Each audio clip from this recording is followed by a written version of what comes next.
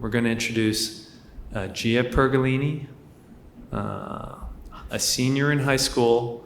I don't know what it's like to be missing Friday in high school if you really want to be here, but we're appreciative, Gia, and her parents, Alice and Bill. Watch this video. So dominant in heats, though, really, really strong. It's going to take a lot for anyone to touch her. This is the S13 classification. 2014, she was diagnosed with the Stargardt's disease. Of course, talking about Gia Pergolini, and the condition causes a progressive loss of central vision during childhood or adolescence. Swimmers hopping in here, they're going to put their feet on the backstroke wedge, which is hanging on the touchpad to make it less slippery. Will another world record fall? We've seen 8 so far as we get set for the women's 100-meter back.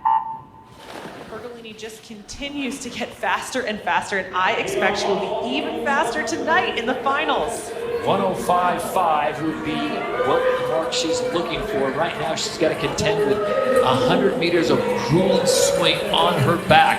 Going out fast, Pergolini certainly capable of winning from behind, but she's wasting no time taking hold of this race. She's looking so strong. She had a beautiful swim in the prelims. Really nice turns, really good touches. Going in for the turn here, really flawless execution. She's using that whole 15 meters underwater with her butterfly kicks, coming up and getting right back into it. Beautiful turn for Gia Pergolini of the USA, currently in lane number 4. Everyone else trying to track her down. She's got Zili on her right, she's got Dedekind of Australia on her left, but no one's coming near her, and there's the world record line. Gia Pergolini looking so fast in Tokyo. She is way ahead of that line time. She's going to keep it up going into the finish here. I think it's going to be a world record for Pergolini. And Pergolini at the touch gets the world record and the gold medal. Another world record for Gia Pergolini. She is on fire. Retina Society members and guests, please give your warmest welcome to world record gold medalist Gia Pergolini and her parents, Alice and Bill.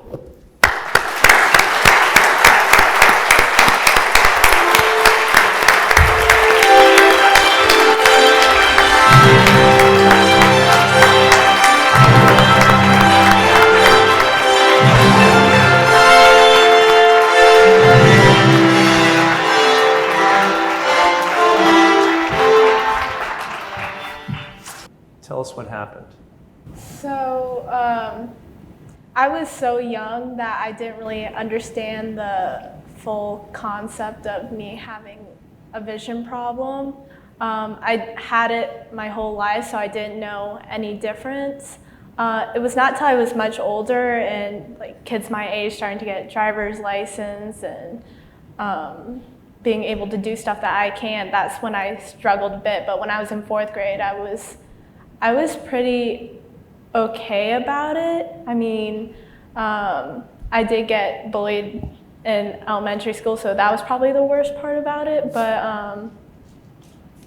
I was okay. Maybe you can explain the bullying a little bit so we're sensitized to it. I mean, kids with thick glasses get bullied, but kids that you can't see the board, you know, you're getting bullied for something like that. Yes, so 4th graders, I mean, they can be brutal sometimes, but they would just, I guess, pick on me. I didn't wear glasses that much because they didn't help. They didn't. But we also know you're an excellent athlete. For example, Gia played lacrosse before, in addition to swimming. What else did you play? I played tennis, lacrosse. You got to be able to see. And Gymnastics. Soccer. I don't know how I did those things, to be honest, looking back. But it was fun. I had fun, but I always came back to swimming. So, Mom and Dad, Gia was playing all these sports, excelling, sounds like, in pretty much everything, but you knew what was coming down the road visually. And so, was it Gia's decision to go to swimming? Did you encourage that? How did that transition to becoming? She didn't have a choice. Yeah. She's always been a good swimmer. But Well, excuse me one second. She's not been a good swimmer. She's a world record swimmer. So that little distinction there. Many of us are good swimmers. so, you know, our two boys played in college, and you know, I believe that that's all part of the education process. So she didn't have a choice to sit at home. She was going to find something to do after school. So. You know, She did want to quit at one point, and I said, okay, what are you going to do now? She's like, what do you mean, what am I going to do now? I'm like, well, you're not just going to sit around, you're going to have to pick another sport. And she said, well, swimming is the only thing I know. I'm like, well, you know, you choose. And so she decided to stick with swimming.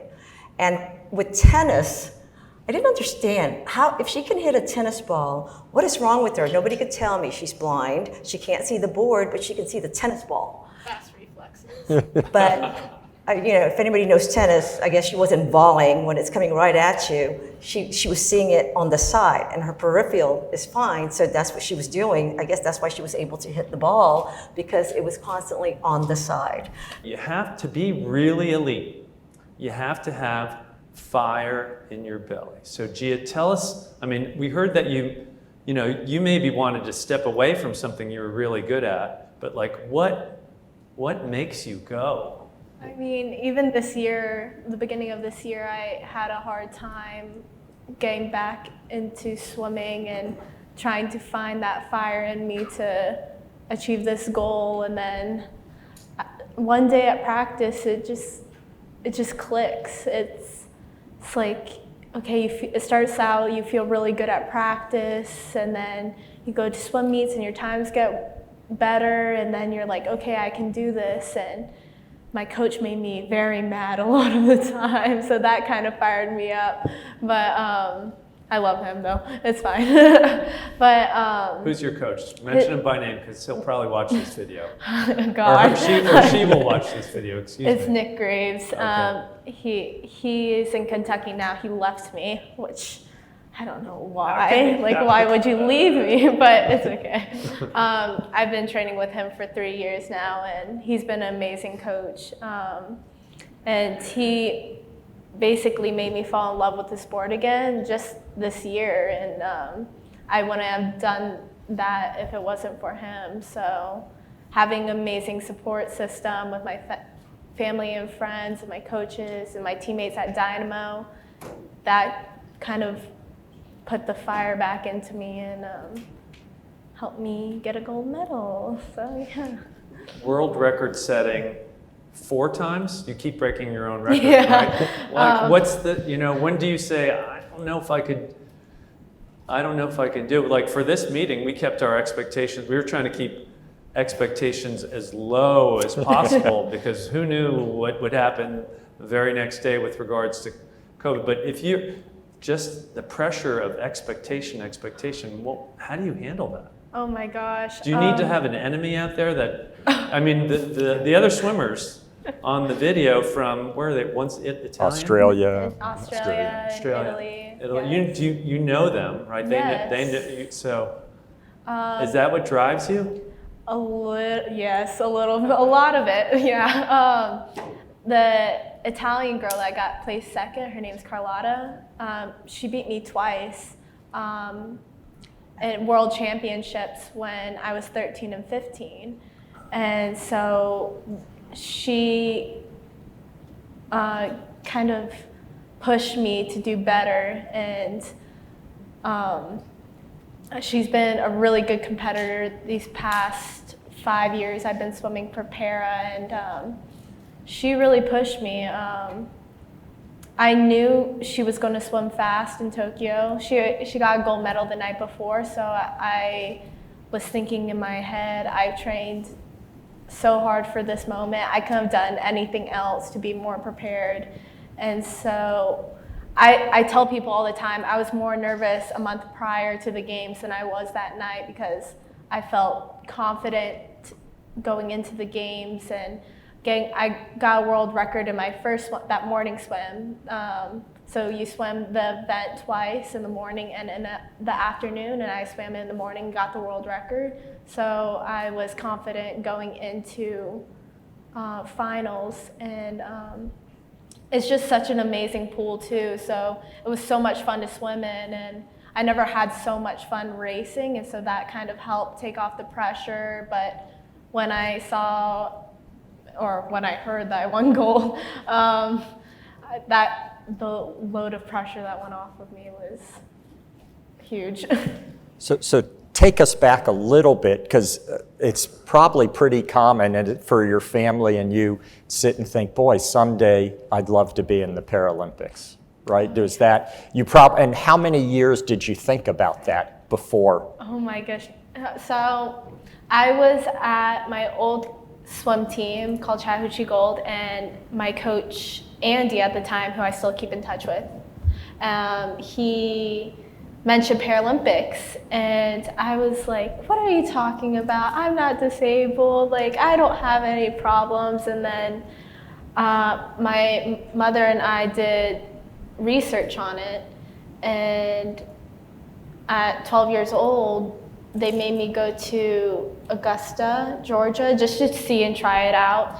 And I saw other people with disabilities. I'm like, wow, this is so cool and empowering. So we went to Canada, and I remember seeing all the Paralympians, like Michelle Conkley, who was the girl speaking on the video. She was there, and I saw her. I was like, oh my gosh, like this is so cool. Like I want to be one of them. So ever since that moment, I had a goal to become a Paralympian. And so that year I went to Berlin, and they classified me as an S13, visual impairment.